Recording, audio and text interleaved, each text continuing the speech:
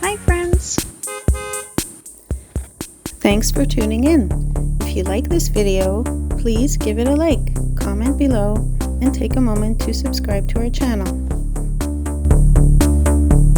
L'Île Sainte-Thérèse is a small but fascinating island, nestled in the St. Lawrence River near Montreal, Quebec. This island covers an area of about 7 square kilometers and has a coastline stretching over 18 kilometers. This island has been shaped by its location along one of Quebec's most important waterways. The St. Lawrence River was a key route for trade and travel for Indigenous peoples, long before European settlers arrived.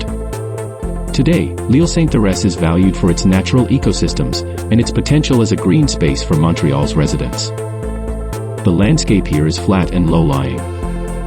Much of the land is cultivated, with tree cover accounting for about half the island. In recent years, efforts have been made to rewild the island, planting thousands of trees to restore habitats for local wildlife.